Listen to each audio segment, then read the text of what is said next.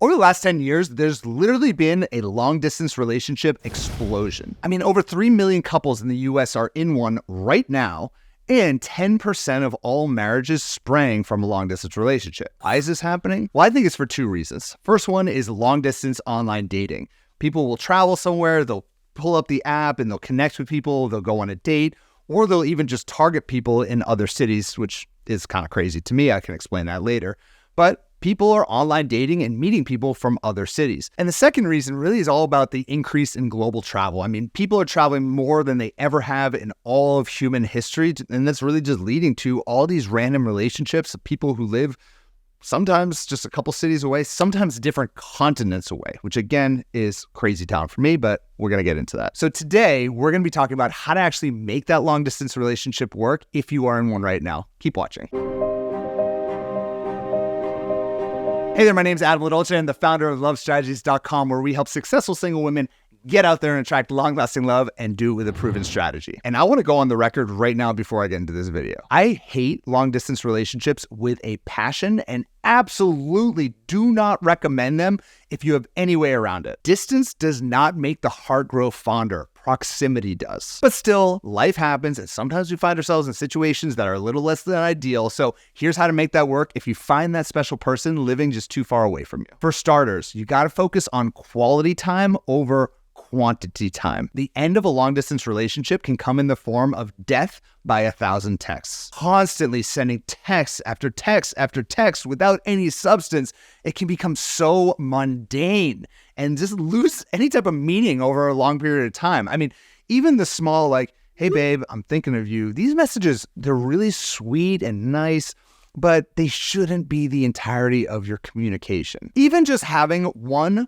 quality 30-minute FaceTime per day is better than 1,000 little nothingness texts. It's so much more meaningful to just have that deep, genuine connection during that 30-minute call or FaceTime where both partners are fully present and they are able to actually open up and communicate about their day and really connect on a deeper level. And the nice thing about like Zoom or FaceTime or video calls in general is they create that visual connection that just text can't capture. It kind of gives you that glimpse into each other's lives, even if you're living far apart. Daily, short, and meaningful video calls can really help maintain that deeper intimacy until you're living close to each other. Number two is to spend extended periods of time together. If the long distance relationship is only based on weekends that you're spending together, where it's just like 2 days, it's super exciting, it's action-packed, you're going to dinner, you're meeting up with friends, you're doing activities, then sadly, this relationship, it's built basically like a house on sand. If a house is built on sand, when the tide comes in or a storm hits,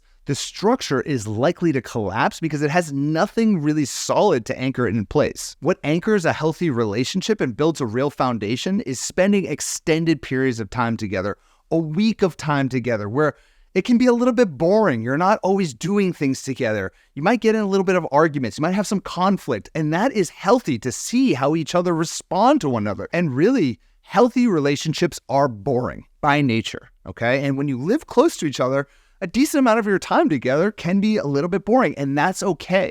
And so when people are in these long distance relationships where they have these crazy exciting weekends together, it's full of fun, it's full of laughter, and that's it.